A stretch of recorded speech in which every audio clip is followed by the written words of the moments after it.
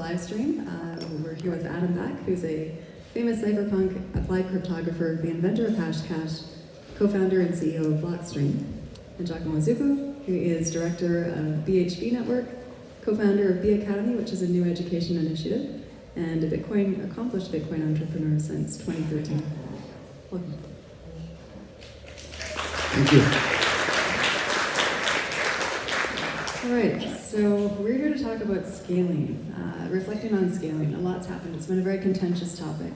So within the past 5 years, I'd like to know what some of the highlights are that you've each seen in Bitcoin over the past 5 years and what surprised you. So I think that there's been a lot of active development during different cycles of the market and throughout the period. So I'd say one thing that's very positive is the sort of pace of innovation, the number of new developers getting involved, the new number of wallets, with different layers, like the emergence of Lightning during that period, becoming available in an increasing number of retail wallets. So I think the positive and surprising thing is the pace of innovation and the new and surprising technical possibilities are arising even today. After Bitcoin has been running for over 10 years, it's evident that there's still very exciting prospects for breakthrough innovations. For me, there were mostly two surprising things in the last 3 years, I think. And the first one was related to Lightning and layerization in general. When I first approached Bitcoin, as many, I was like completely clueless about most of the trade-offs. And when knowledgeable people like Lawrence, Naum, or Blockstream, my Bitcoin mentor, started to explain me trade-offs and problems.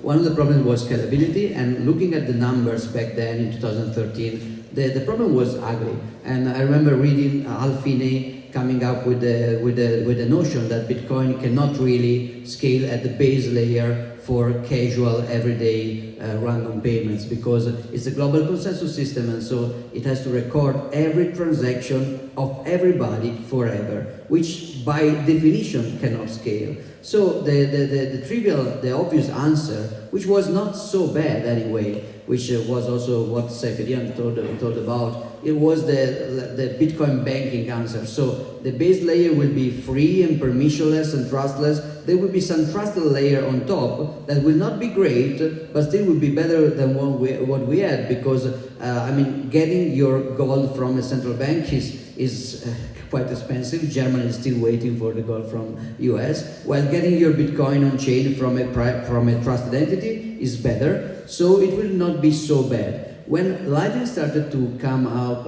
as a real alternative, payment channels and routing through payment channel, for the first time we could see a possible solution to the scaling problem that was not as bad as the custodian solution and not as clueless as the just make got bigger solution. And the second thing that was surprising me was that I was used to see cool projects killed by corporation cartels and regulators. So yeah, this is cool, this mesh network, this anonymity project, eGold, the Second Life.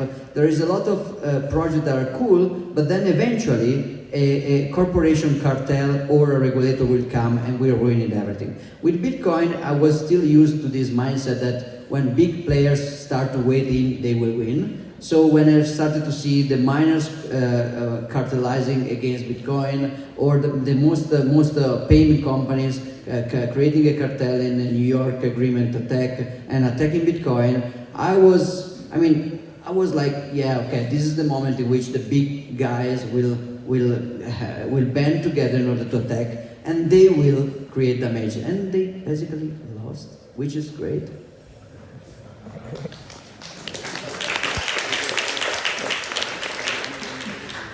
So on the topic, how real of a threat is SegWit 2x, and what are their features currently being discussed? Do you think we should avoid, and why? So, I think at the time there was a lot of uncertainty about what would happen with SegWit 2x. There was much misunderstanding about the game theory, and some people really thought that miners defined the protocol, which is a sort of technical misunderstanding. because there are many people running full nodes. We know approximately not all of the full nodes are directly reachable on the network, but you can infer statistically from the ones that are in their connection statistics that there are around 100,000 nodes, which is a lot of nodes, and that many businesses and exchanges or wallets are very definitely running nodes or multiple nodes. So it turns out that the idea that miners would define a protocol is very, very incorrect, because people who are economically transacting are looking at the information from their node as an arbitrator. So, if somebody gave you a coin and your full node says it's not valid, well, then you didn't get paid. So you would go back to the person sending the money and say, this is a valid coin, and they would look to the miner and say, well, what is it that you're trying to sell me here?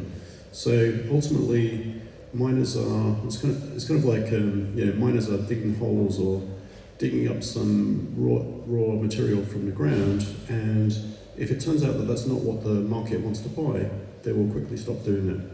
And so, in the SegWit 2x episode, the people in the companies that were trying to organize to push Bitcoin into a kind of bigger block, more retail payment direction, spent a lot of effort lobbying miners with the idea that the miners were decision makers. But it turns out the miners were basically powerless and immediately switched networks, just for simple economic reasons. And so I think the combined learning for everybody, that the end users with their economic voting, they would sell the fork, they would short the future, and that the miners were basically not politically active in any way. They would just mine whatever's more profitable, meant that it was kind of a landslide victory for people who wanted to keep Bitcoin as a user-controlled and owned currency. So the fact that worked was extremely positive.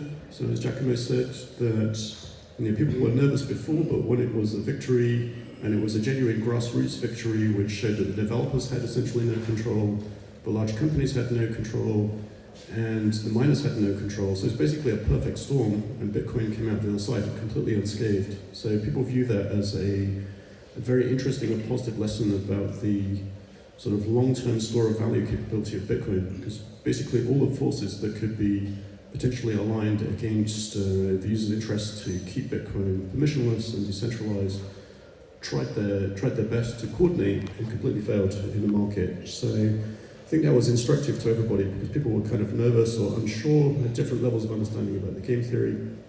But it turns out that basically it's not possible to change Bitcoin if you have your own private keys and you wouldn't accept the transaction that's not verified by your full node, then other people out in the world can do whatever they want. They can mine other things, they can make arguments, they can change the software their exchange runs, but ultimately you're still going to have Bitcoin, and nobody external to you can change that fact. So that fact was not understood.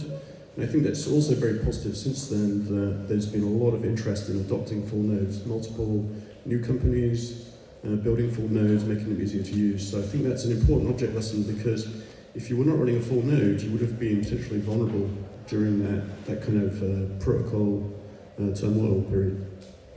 Yeah, I completely agree with Alan. The entity of danger of the New York agreement attack was not clear back then, and inside now it's very clear. The point is that we have two different concepts of security model for Bitcoin. One security model for Bitcoin, which is the actual security model of Bitcoin, what your Bitcoin node will do, what even the first Satoshi client will do, is separating the act of validation from the act of confirmation.